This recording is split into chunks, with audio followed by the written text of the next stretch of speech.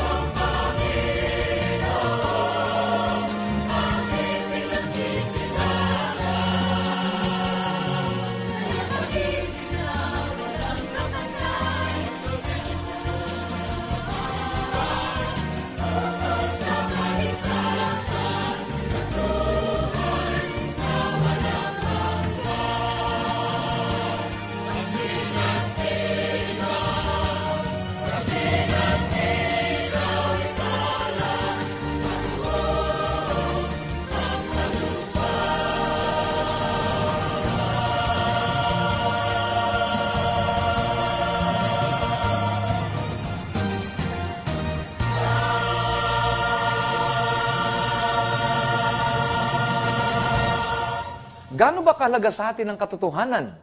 Bilang mga Kristiyano, may kaibahan ba ang pananaw natin sa katotohanan kaysa sa mga di nakakilala kay Jesus? Talakay natin ang paksang Truth as a Way of Life.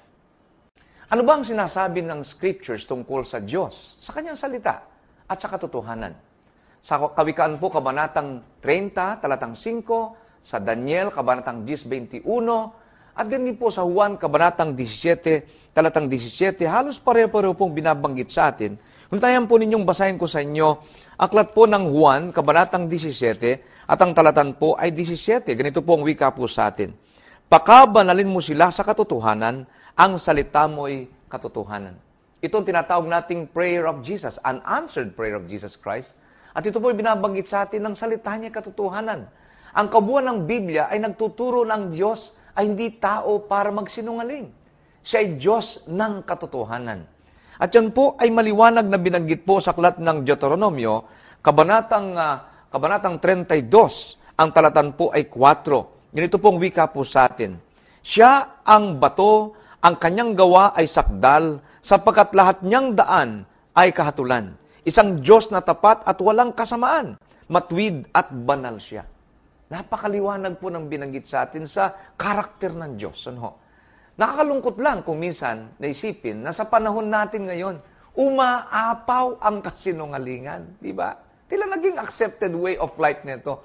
Mahirap na ngang malaman kung isang tao po'y nagsasabi ng totoo o nagsisinungaling. Ang mga ayaw magpahuli sa ginagawang krimen ay gumagawa ng lahat ng paraan para baligtarin ang katotohanan. Ang mga advertisement po ng iba't ibang produkto ay punong-puno ng pandaraya para lamang kumita. Tamang-tama sa atin ang deskripsyon ni Isaias sa mga taga-Israel. Sa Isaiah 59:4, na ang wika po sa atin ng propeta ay ganito. 59:4, ang wika po, walang dumadaing ng katwiran at walang nanananggalang ng katotohanan. Sila'y nagsisitiwala sa walang kabuluhan, na nagsasalita ng mga kasinungalingan. Sila'y naglilihi ng kalikuan at nanganganak ng kasamaan. Napakatindi po ng description na ito. Na tinabagay ito rin po nangyayari sa panahon natin ngayon. Naging routine na nga ng taong pagsisinungaling. Oh, sige nga. I love you. Sino kausap mo? Nay! Nay, I love you, Nay. Talaga lang nanay, Si Nanay, kinakamusta tayo? Ay, pasensya ka na, ha? Nakamisis ko kasi, sumilip sa bintana, hindi ko ito nakakita. Sige, magkita na lang tayo mamaya sa dati natin tagpuan. Love you. Bakit nga ba karaniwan na sa tao ang magsinungaling? Yan magandang katanungan. Isa-isahin po natin. Una, dahil ang pagsisinungaling po, ang pinakamadaling paraan para magkaroon ng advantage sa kapwa. Antisado to, pre, ha? First time ko lang kasi sumali sa networking, eh. Pare, maniwala ka. In 1 week time, magkaka-checky ka na. Yung pera mong gagastos sa registration, madodobo to, pre. magiging big time ka na rin, kagaya ko. Ikalawa, pinakamadaling paraan din ito para makaiwas tayo sa kahihiyan, makaiwas sa takot o sa guilt. Kuya, paano pag nalaman ni Daddy na nabasag natin yung side mirror niya? Alam nga namang umamin tayo. Eh di, lalo tayo ng pagalitan. Alam mo na kung paano magalit yun. Sabi ko kasi mag-commit na lang tayo eh. Ano ba yan? Ay katlo, at pinakapayak na dahilan kung bakit nagsisinungaling ang tao ay dahil human nature, ang pandaraya. Kadalasan, nare-realize na lang natin na nakagawa tayo ng mga maling bagay na alam naman nating mali at ayaw sana nating gawin, ngunit ito po ay minsan huli ng lahat. Kaya dito po sa Marcos, Kabanatang 14:38, ano ho? Ito po ang binabanggit sa atin ng banal na kasulatan. Marcos, Kabanatang 14, ang talatan po ay 38. Ang wika po sa atin, kayo'y magpuyat at magsipanalangin upang huwag kayong magsipasok sa tukso. Ang espiritu sa katotohanan ay may ibig datapwat mahina ang laman. Ito pong paalala ng Panginoon sa kanyang mga alagad. Mahina ang laman. Ako po yun, malakas ang espiritu. Sa ating sarili, wala tayong lakas na tanggihan ng tukso. Tandaan po natin yan. Wala po tayong lakas. Mahina po tayo. Sa makatwid, kailangan natin ang tulong ng ating Diyos na siyang pinanggagalingan ng kalakasan. So, kailangan natin gawin, humingi po tayo ng tulong sa Kanya sa panumpo na tayo po kumbaga, natutukso po tayong gumawa ng mali at magsinungaling. Paano naman po natin matatanggap ang tulong ng ating Diyos? Well, maliwanag din po ang pagkahayag sa atin. Sa aklat po ng Hebreo Kabanatang 4, handa ba ang Diyos na tumulong sa atin? Handang-handa po siya. Kung lalapit lang po tayo sa Kanya. Sa Hebreo 4, ang talatan po ay mula 14 hanggang 16, ganito po ang ating maliwanag na mababasa. Yaman ngang tayo merong isang lubhang dakilang saserdote na pumasok sa kalangitan. Si Jesus na anak ng Diyos, ay ingatan nating matibay ang ating pagkakilala. Sapagkat tayo walang isang dakilang saserdote na hindi maring mahabag sa ating kahinaan, kundi sa natinukso sa lahat ng paraan, gaya rin naman natin, ngayon may walang kasalanan. Magsilapit nga tayong may pagkakatiwala sa luklukan ng biyaya upang tayo magsipagtamo ng awa at makasumpong ng biyaya upang tumulong sa atin sa panahon ng pangangailangan. Napaganda pong pangako nito. Na lumilitaw po ritong maliwanag na nasa Diyos po lahat ang ating pag-asa. Nasa Kanyang lakas, kailangan lumapit lang po tayo sa Kanya. Kailangan natin kilalanin na mahina tayo. Nagkakasala tayo. At kailangan natin ng biyaya ng Diyos upang tayo magtagumpay. Kailangan magkaroon tayo ng personal na relasyon sa Diyos. At ito nagsisimula sa pagtanggap natin sa katotohanan ng Kanyang mga salita. Yan pong binanggit sa atin sa Efeso Kabanatang 1, ang talatan po ay 13. Tanggapin po natin bilang Panginoon at tagapagligtas ang Kanyang bugtong na anak. At ito ang ating Panaso Kristo, na binabanggit po ng banal na kasulatan na walang ibang daan kundi siya. Ang wika sa atin sa 1 Kabanatang 14, ang talatan po ay sa isang wika po sa atin, sinabi sa kanya ni Jesus, ko ang daan at ang katotohanan at ang buhay. Sino man na hindi makaparoroon sa kundi sa pamamagitan ko. Ito ang paraan para matanggap natin ang tulong ng Diyos. Kailangan mapabilang tayo sa kanyang pamilya. Mula dito, magkakaroon tayo ng courage at magsikap na gawin ang mga sumusunod. Una po, palaging magsalita ng katotohanan. Ang sarap nun. Diba? Walang gulo doon. May kapayapaan doon. At dito po sa aklat ng awit, nais kong basahin din po sa inyo. Awit Kabanatang 15, talatang 1 hanggang 3, ay napaganda po ng nilalaman po ng kasulatan kaugnay po nito. Wika po sa atin, Panginoon, sinong makapanunuluyan sa iyong tabernakulo? Sinong tatahan sa iyong banal na bundok? Siyang lumalakad na matwid at gumagawa ng katwiran at nagsasalita ng katotohanan sa kanyang puso. Siyang hindi naninirang puri ng kanyang dila, ni gumagawa man ng kasamaan sa kanyang kaibigan, ni dumudustaman sa kanyang kapwa. Yun po ang talagang katanggap-tanggap sa tabernakulo ng Diyos. Na isang Diyos ng katotohanan ay laging nangibabaw sa buhay ng kanyang mga anak. Lagi po, hindi minsan, at hindi kung kailan lamang magustuhan. Magagawa natin ito kung magre-rely po tayo sa tulong ng Panginoon. Ikalawa, paglingkuran natin ng Diyos ng buong katapatan. Sundin natin ang kanyang mga aral at utos.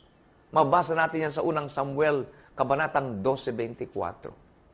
Hindi lamang po ang mga labi natin ang dapat nating maging totoo, kundi ang ating mga gawa. Tapat na pagsunod at hindi pagpapaimbabaw.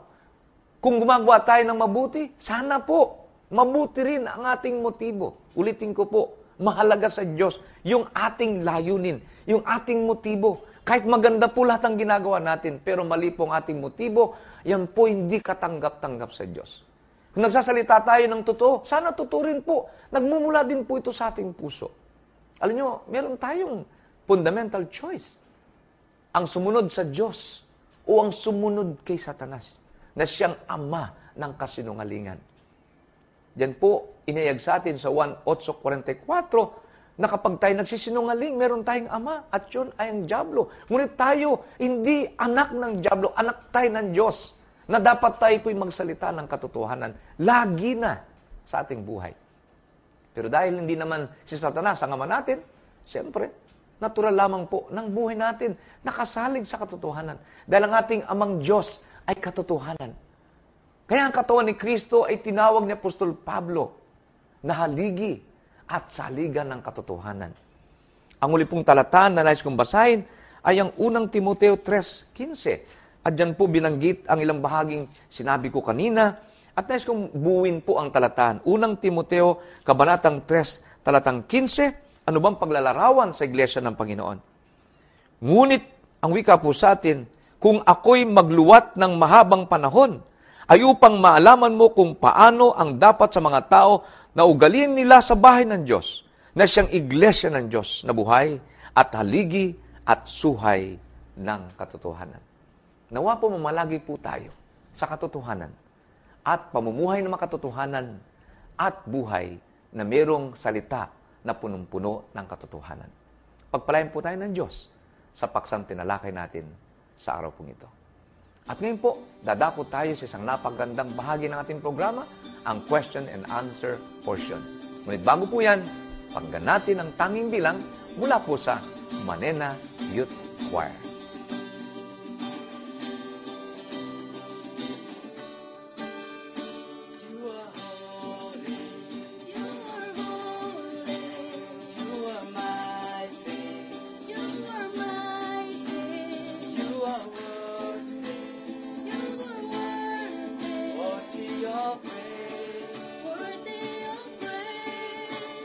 I will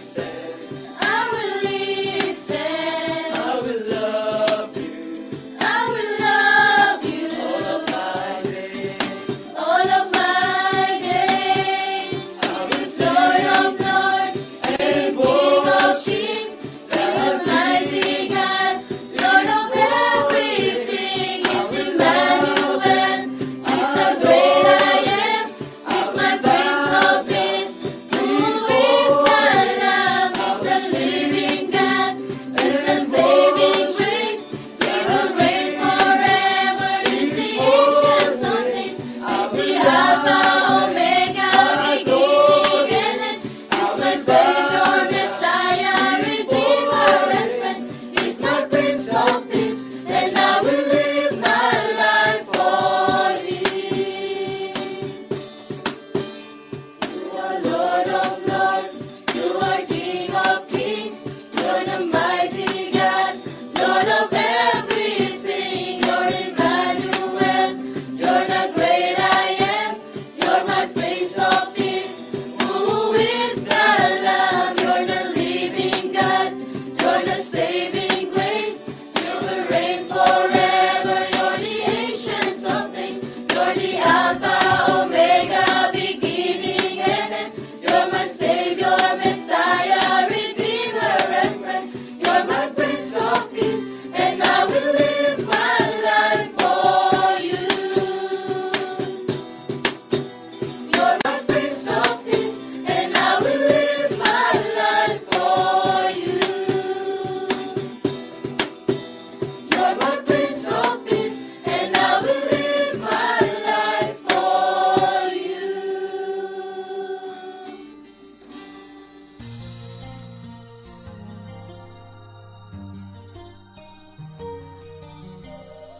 Maraming salamat po sa special number na yan ating napakinggan. Magandang araw po. Welcome po sa Q&A. Ako po si Brother Roger Miguel. At ako po si Brother Jonathan Orellasa. At sa araw pong ito ay meron naman po tayong isang tanong na tutugunin. At ito po isang suliranin, Brother Joe. Sa kabuuan po, maayos ang aking marriage, mabait ang aking asawa, responsable at masipag. Ang pinaka-problema po ay ang temper ng asawa ko. Madalas po pag uwi niya, may makita lang na konting kalat sa bahay ay nakabulyaw na agad sa aming lahat. Lalo na po sa akin. Lately po, naunawaan ko na dahil sa pressure sa trabaho, kaya mainit ang ulo niya. Hindi lang niya ito may labas sa opisina, kaya sa bahay niya na i-release. Kaya lang po, takot ng mga anak namin sa kanya, at pati po ako ay nininervyos na pagdarating na siya. Paano po namin mapagtatagumpayan ito na hindi kailangang mag-resign siya sa trabaho? Hindi naman dapat. Anong masasabi mo dyan, Brother? Well, let's deal individually. Siguro, pag-usapan muna natin at tingnan natin yung problema ng lalaki muna. Sabi dito, ang problema yung temper ng asawa ko. Alam mo, ang isang lalaki na laging galit at laging sumisigaw, sabi nga niya, marahil may problema sa opisina. Pero ang isa rin, may takot, may fear, na gusto niyang pagtakpan. Mga lalaking may, sasabihin natin, may kaduwagan minsan, na harapin ang problema ng buhay.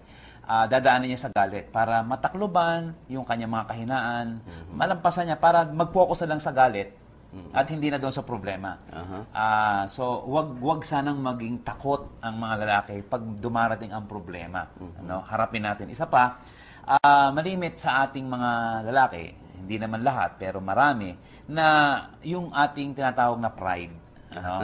Na ayaw natin na parang tayo ay minamaliit, ayaw natin tanggapin tayong mali, na pwede tayong maturuan, na dapat tayo minsan mag-apologize kung talagang mali tayo. Importante yung nagpapakumbaba rin tayo, na may mali ako, may problema rin ako. Kasi kapag ayaw mong ipakitang lagi kang mali o may mali ka, syempre, kinakailangan maging malakas ang boses mo, magdikta ka, mamuna ka. Ang source ng minsan pride. Minsan, papunta ka na ng Camarines Sur, yung pala, ang punta nyo, Baguio, ang layo. Sasabi mo pa rin sa asawa mo, tama tayo. Mukhang malaking problema sa pride yon. Isa pa, dito sa kwento, dito sa susulat sa atin, mukhang ibang expectation, masyadong mataas yung expectation ng lalaki. Sabi mo, konti lamang dumi sa bahay, nakabulyaw na. Yes. Anong gusto niya? Parang mo na ang lahat sa window napakaayos. Hindi naman siguro natin i-expect sa ating mga anak. Although, maganda maayos ang mga kwarto nila, sama-sama ang libro, sama-sama ang gamit. Pero halimbawa yung parang naka-window display na ayos na Magagalit ka na. Oo, talagang hindi mo na tinutulungan ang sarili mo. At saka, Joe, dito, makikita mo yung epekto ng galit niya, no? So, dito, ang naging epekto sa asawa, first of all, sa asawang babae, kita mo, nakita niya na nininervyos na raw siya. Ang hirap naman ang sitwasyon sa bahay na pagdarating, halimbawa, yung asawa mo, nininervyos ka. No, kaya parang ating sinasabi daw, bago mo matuloy, mag-adjust ang mga lalaki. Yung lahat ng nanonood na ganito ang kanyang problema, mag-adjust tayong mga lalaki. We need to learn to adjust sa sitwasyon. Yes. Sapagkat ang epekto nun malaki. Kaya di ba? ninenervyos Ninenervyos ang babae. Eh, hindi lang yun. Kundi yung, minsan alam mo, yung situation, yung tinatawag na adaptation to anger ng mga kababaihan. Minsan kasi, na-justify nila na sila ang mali. Although wala naman silang problema. Hindi sila ang problema, kundi yung actually yung lalaki. I-focus nila, siguro talagang masama ang ugali ko, siguro mali ang kanyang ginagawa nila, binabago nila, whatever, kung sinabi ng asawa niya na ayaw ko to, talagang yun ang gagawin para lang hindi mag-push ng button. Sa mga salita na lumalabas sa bibig ng mga lalaki. At hindi lang yung mga anak. Dahil sabi dito, pati yung anak damay di ba? Now, yung mga anak, kasi pagka nakikita nila, nakikita nila yung anger nung kanilang ama, ang epekto nito meron akong nabasa, Brother Joe, dun sa isang medical findings na tinatawag na nagkakaroon daw yung bata ng clinical anxiety. Yung clinical anxiety daw, ang ibig sabihin nun hindi na nagiging normal ang takbo ng kanyang kaisipan sa lahat ng bagay. Pati yung mismong yung autonomy niya, yung pagpapasya, naapektuhan yun So, kanya, dapat talaga, sabi nga, marami ng beses na sinasabi sa atin, pag nag-aaway kayo mag-asawa, huwag sa harap ng bata. Tama yan. Kasi, magkakaroon talaga ng epekto sa emotional well-being ng bata. Hindi natin alam kung ilang taon na yung mag-asawa, yung lalaki especially. Pero kung halimbawa nasa 50s na siya, around 50s, meron na tawag na andropause. Kung sa babae may menopause, may andropause. Ayun, posible yun. Posible, na dati hindi naman namumuna ng mga konting kalat. Ngayon, masyado nang maditalye. Pati tabo, pinupuna na. Kasi nga, merong andropause. At siguro maganda magpa-konsulta sa isang psychiatrist, sa isang marunong patungkol sa andropause. Alam ko, under din ng OB yan tama yun. para malaman niya ano bang problema ko, paano ko i-overcome ito. Hindi ko lang alam kung anong age, pero baka na mga nasa 50s ka na, kaya medyo iba na ang pakiramdam niya. Tama yun. Isa pa, kinakailangan din na maunawaan ng lalaki na hindi laging ang problema ay ibang tao. Na matanggap mo na minsan baka nga sa akin ang gagaling ang problema. Paano daw mapapagtagumpayan ng mga ganito? Magre-resign ba yung lalaki? Anong gagawin ng babae, brother? Palagay ko hindi naman dapat pag-resignin yung lalaki. At baka naman talagang hindi naman yun pinakamagandang solusyon. Sa akin dito, sa akin, ng babae? Palagay ko pinakamaganda, subukan niya pa rin kausapin. Although ninenervyos siya, nandun pa yung element ng nervyos, subukan niya kausapin yung lalaki at sabihin sa kanya siguro yung nararamdaman niya every time na darating siya. Dapat tama ang timing. Oo, yun. siguro, tama. Huwag mo kakausapin pagkarating galing. Kasi pag galing opisina, sabi nga, naroon doon nagre-release Yan, nakakatakot tumungo ka lang at huwag ka maginagay, huwag mong tapatan. Ngayon, kung medyo right na ang timing, then saka mo siya kausapin. At saka maganda rin siguro, Brother Joe, yung ipanalangin ng babae yung kanya asawa. So, may tinatawag na prayer covering. I-cover mo siya ng panalangin mo, taas, ibaba, tagiliran, Panginoon, balutin mo siya. And hindi lang yung panalangin, Lord bless him, Lord change him. Kundi talagang with passion, pinakikilala mo sa Panginoon, you are throwing to God all your anxieties concerning your husband. Ay napakaganda. Palagi ko, the Lord will listen sa prayer. At saka siguro dalhin niya sa spirituality. Yayain niya sa bahay-sambahan, makinig sila ng mga messages. Ako, yayain niya sa seminar Halimbawa, pwede rin yan. How to raise your children without spanking. Halimbawa, mga seminars na makakatulong sa kanilang relasyon bilang pamilya. Maraming mga seminar ngayon available para makinabang ang mga magpapamilya. Kanya lang, Brother Joe, alam mo yung mga ganyan lalaki, kadalasan hindi madaling yayain yan That is true. Kaya lang, kung ako ang lalaki, kung lalaking nakikinig ngayon sa atin, tayo na may lalaki din, susi tayo para magkaroon ng pagbabago. Una, gagamitin tayo ng Panginoon para maging masayang pamilya. Gusto mo ba ng masayang pamilya? Gagawin mo lahat para maging masaya. Huwag mo sabihin, boring yan, corny yan. Hindi. Kahit na corny yan, kung makakatulong para maging maligayang tahanan tayo sa harapan ng Panginoon at ng tao, gagawin natin ito. So, nasa atin ang adjustment, mga lalaki. Again, magpakumbaba tayo. Kinakausap tayo, pinupuna tayo, magpakumbaba tayo. At natin, baka doon tayo babaguhin ng Diyos sa mga bagay na yon. Meron akong iniisip, Brother Joe, tinatawag kong worst case scenario. If in case all those things hindi nag-work out, alam mo ang aking isasuggest is kinakailangan doon ang tough love. Okay. Ang ibig sabihin siguro kinakailangan, pagka ayaw niya, hindi siya mabago sa lahat ng bagay na ginagawa mo, ganun pa rin. Bigyan mo ng space. Bigyan mo ng space. Medyo lumayo ka sa kanya temporarily, hanggat hindi siya At nagbabago. iwanan mo yung mga anak mo. Para siya magsasaing, siya magluluto. Ah, Baka siguro. 1 week pa lang hinahabol Oo, ka na. tama Hindi, yun. biro lang. Maganda rin yun. Maganda rin yung Pero situation tama na yun. yun. Oo, Tough dahil love. kasi, dahil kasi baka doon until such time talagang pag sinundo ka at sabihin sa'yo, talagang hindi ko na uli At gagawin. magpaligaw ka uli. Oo, tama yun. para medyo naroon uli yung panunuyo niya. Hindi, tama yun. Oo, diba? Bigyan mo siya ng space para makapag-isip siya. Oo. Iwanan mo yung mga anak, yung mga responsibilidad sa bahay, para malaman niya, hindi ni-create siya ng Diyos na mag-isa sapagkat binigyan siya ng partner, ikaw yon na gift ng Diyos sa kanya. Tama yun at the moment na talagang maisip niya yung sitwasyon at maiisip niya rin yung sarili niya ang dahilan. Okay? Alright. Sana hindi bumigay, ano? So, sana po ay naging malinaw sa inyo ang katugunan sa suliraning ito. At kung meron po kayong mga follow-up questions regarding this, ay sumulat po kayo sa amin sa filipino@gnpi.org. Muli po, binabalik po namin kayo kay Brother Mel Magdupan.